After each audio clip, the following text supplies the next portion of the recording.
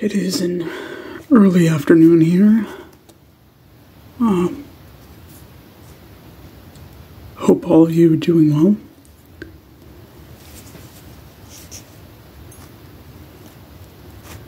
Today, as promised, I am doing a mini review of Masks, written by Chris Robertson and Alex Ross. This cover was done by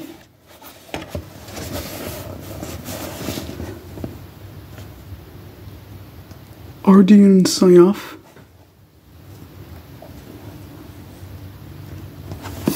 Here,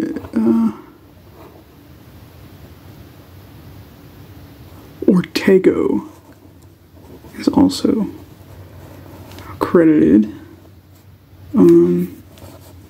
Kyle Ortego. So I think that is the colorist. I really love this cover. It's really great.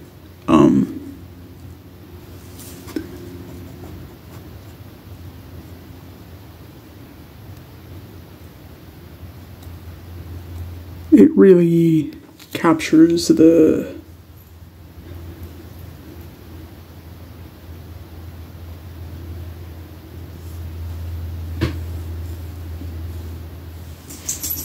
look and feel of a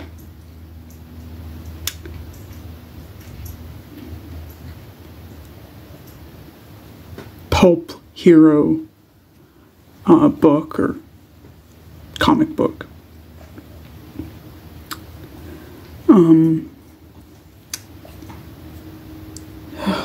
Gosh, just when I'm doing something important, my cat has to loudly groom herself.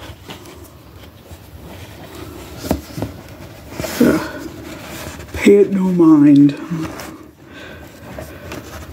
So, yeah, the cover is great. It's very different, of course, from Alex Ross's work. He doesn't do any painting digitally. He works mainly with watercolor, and that is very appropriate for the work I'm doing right now, especially. Of course, I am working on recreating poster for Cat People, the movie made in 1942.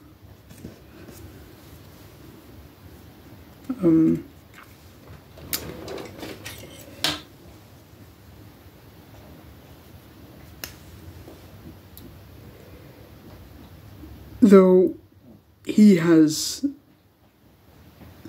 been doing this far longer than I have, and he's developed a very distinct style.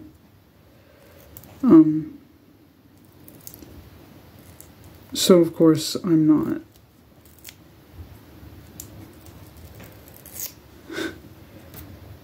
well, I suppose I feel I'm not entirely qualified to critique his work, but that's what I'm gonna do. I think it's important to critique not only for other people, but to use these moments to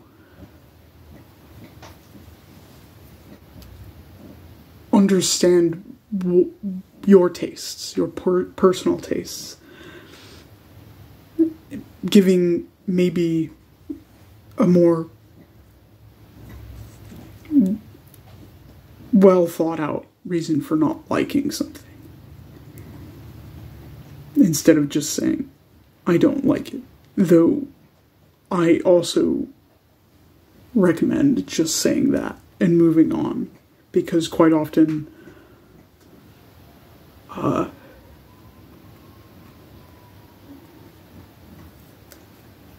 when one can feel pressure from others to criticize something,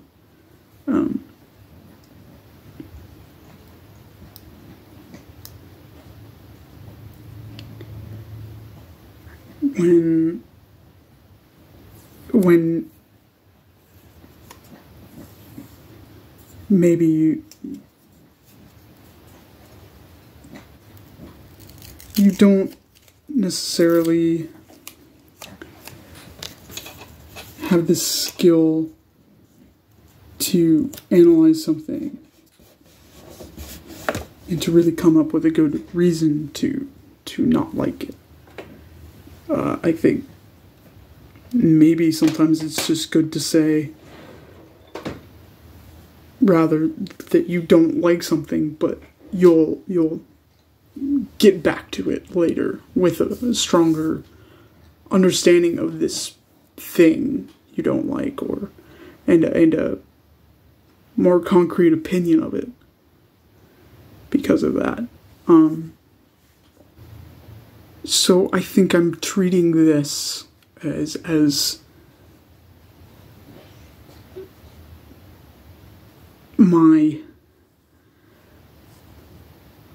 I'm not entirely qualified to talk about these things, but I want to share my layman's opinion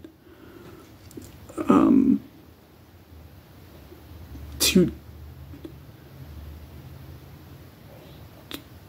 just for the purposes of this review and to just maybe start a conversation. Anyway, let's get right down to brass tacks. So, I'm a big fan of Alex Ross.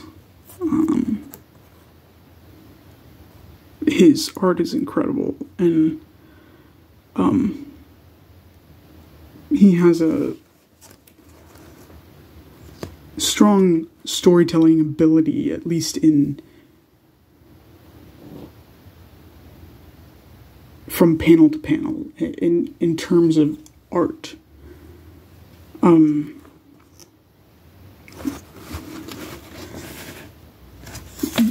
Like, even down to, and if you know a bit about color theory, the colors of the Green Hornet here, he's almost always bathed in this green glow.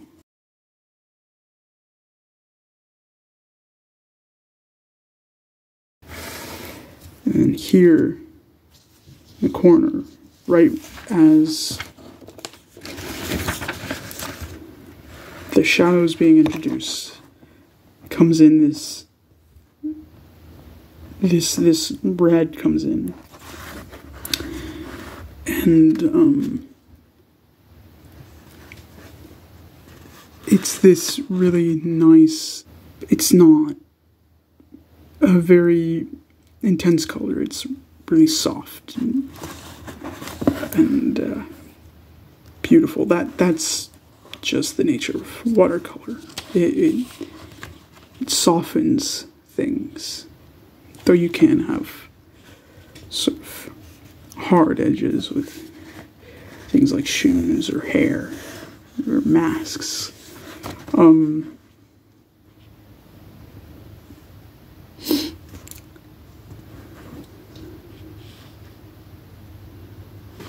I like that here on this page, the shadows catchphrase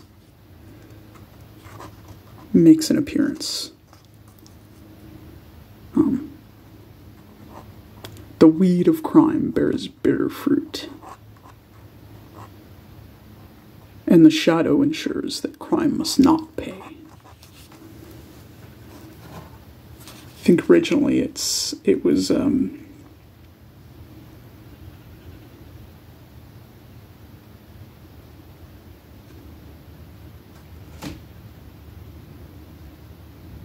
gosh, I'm blanking on it right now.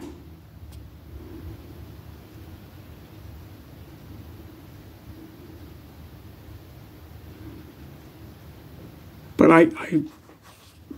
this is a very long tangent here already. I was really into the Shadow radio show, which you can find in anywhere you listen to podcasts.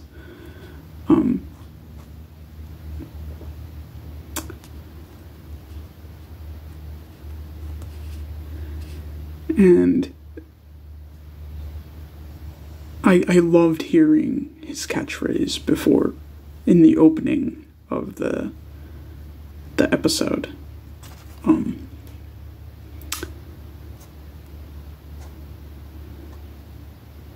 I'll have to link one of the episodes in the video description. Anyway, color. These colors define these characters throughout this book.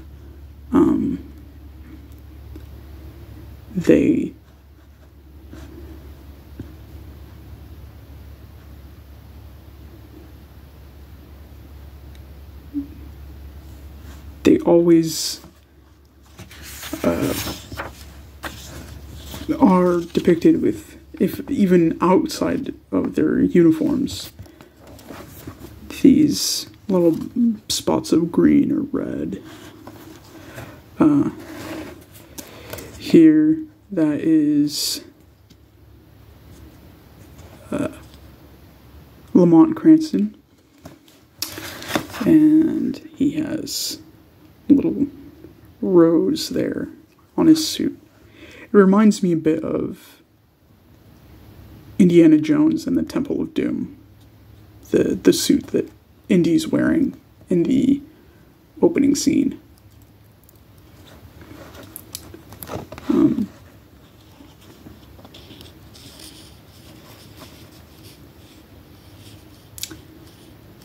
And I love that this book is vibrant and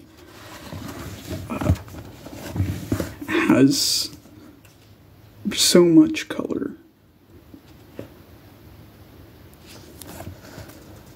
Especially this part in the Cobalt Club. It's just brilliant.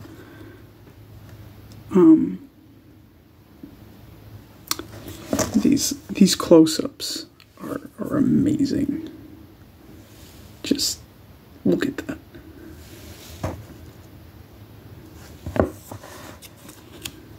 See, and he has a red ruby in his ring there.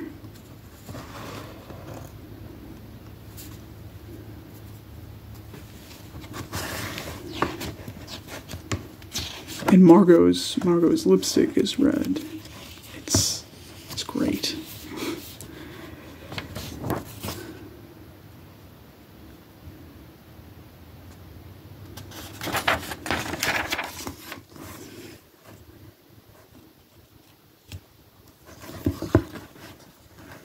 And I think there are some strong moments of dialogue that give a tip of the hat to the radio shows, the serials, and probably even the early comics and pulp novels. Though I haven't read any yet. I would love to. So at least in that side I can't be sure.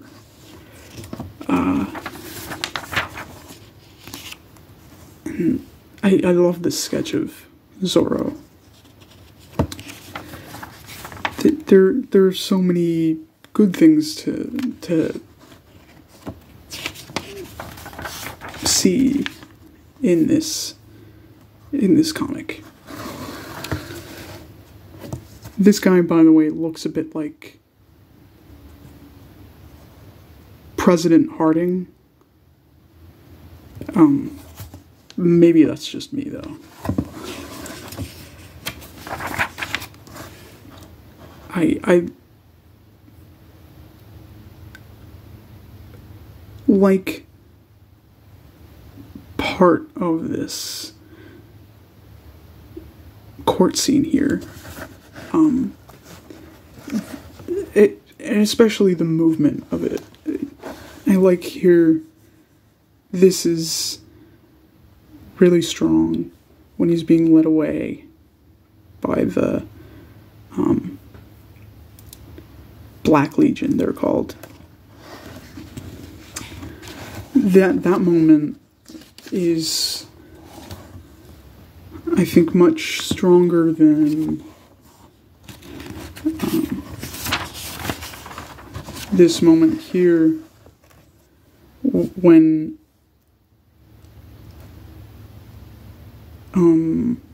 what's his name?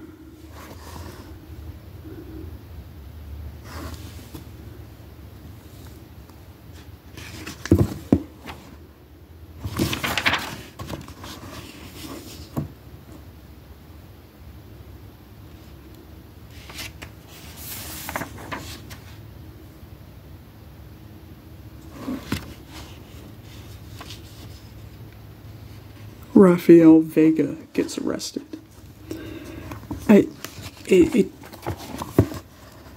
It's decent, but he doesn't seem, in these moments, very upset. And now I'm really getting to the negatives. But here, this lawyer looks upset. He looks tense.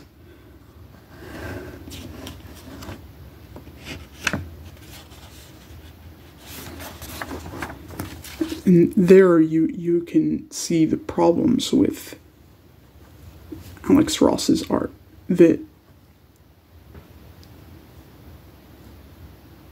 photorealism looks beautiful, but sometimes the pose can appear too static, where there should be activity and motion.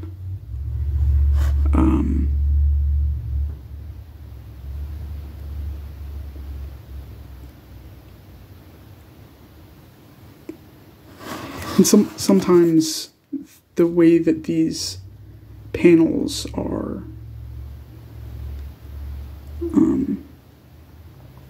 laid out bothers me. This is fine. I think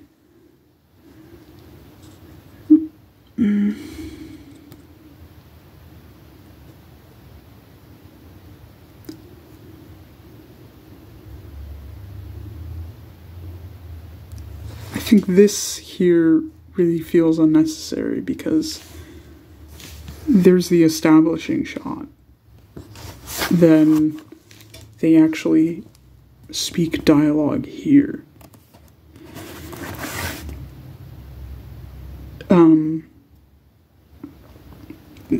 I think if I go on about that, I could get really into the nitpicky thing that a lot of people don't like. I don't quite like it either.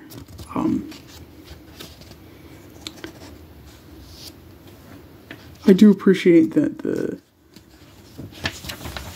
also, just to make up for my nitpicking, the panels aren't always outlined in black. There is a range of color.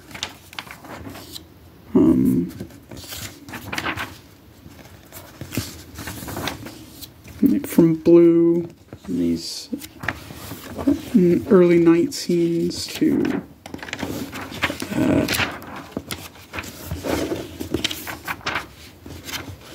here, this sort of off-white, maybe grayish color, and then red here for when the spider comes in, especially. And of course, a lot of the focus is on the shadow here. Oh, I love this page. That's great.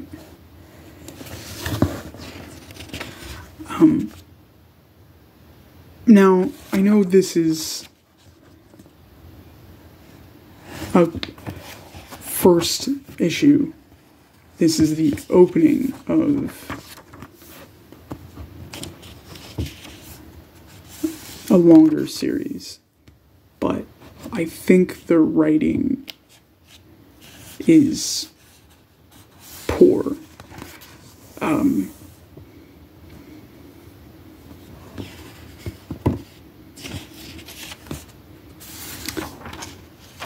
Oh, there's also a spelling mistake here. It says gentleman. It should say gentleman.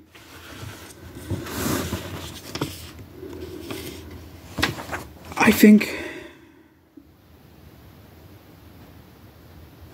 there isn't enough setup for this Justice Party in this issue. And this scene here where they are trying to set up the actions of the Justice Party, it should be flipped around. So Vega should be arrested after the March of Time moment here, where they showed the governor being elected and then the Black Legion being created. Then we can have the arrest and then the court case happen.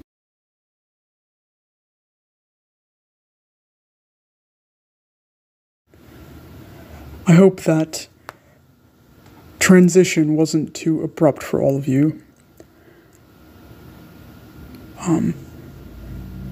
And if you've made it this far in the video, congratulations. I have been working on this video. By the way, I have put my editing me cap on. Just in case you hadn't noticed. Now that I have been working on this video for a week or so, I can say that some of my opinions of this comic book have changed. I mean, that's how it goes, right? Wasn't it Ernest Hemingway who said, "Write drunk, edit sober"?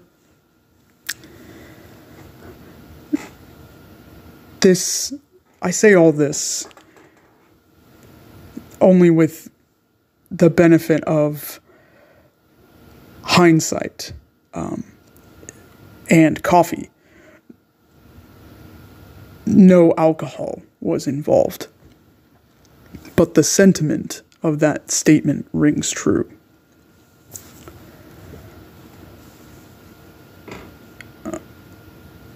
I feel that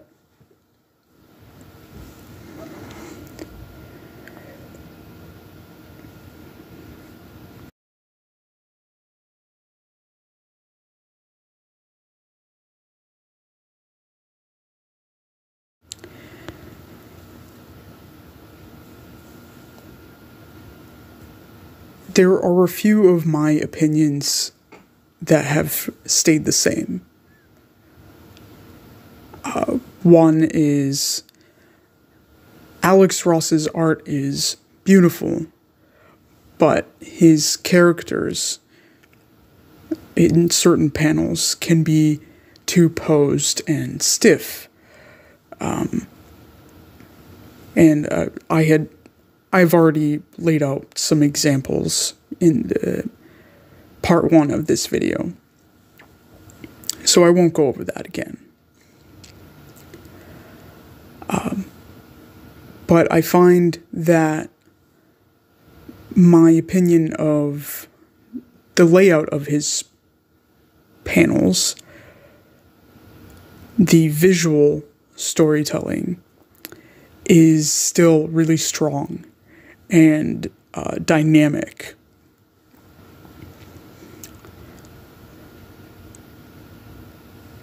A panel doesn't always have to be this boring old grid.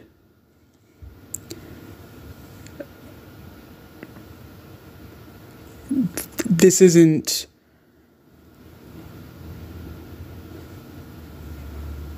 a panel can be irregularly shaped and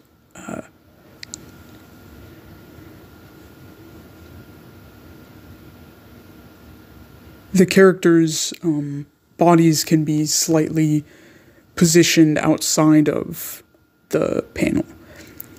That, as I've already mentioned, is part of the dynamism, the momentum of the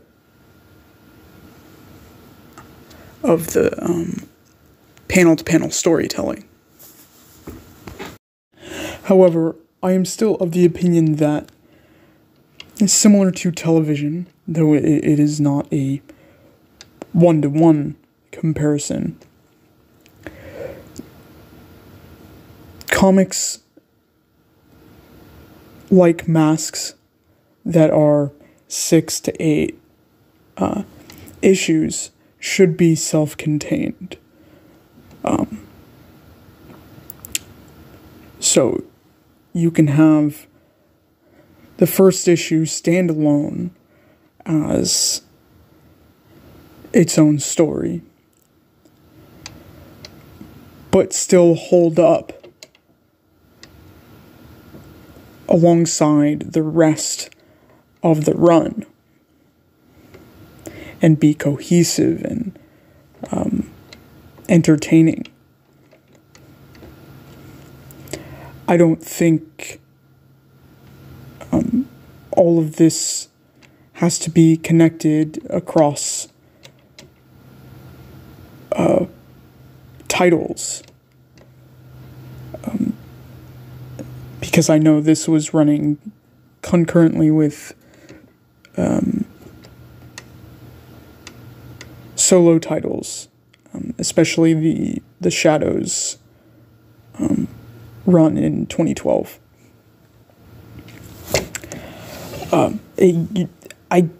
That's a big issue I have with comic books these days. I don't think companies should see themselves as the MCU and have to build an interconnected universe across a decade of films. That isn't necessary. Though comic books are mainly a visual medium, there also has to be consideration for the story, the more literary aspects of comics. Aside from that,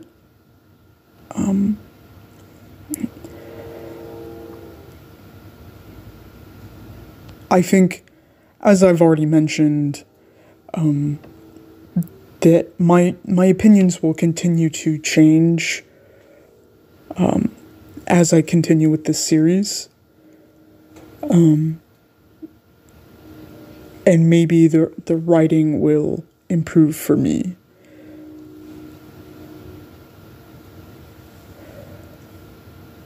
But this is just how I feel now. It's not entirely negative.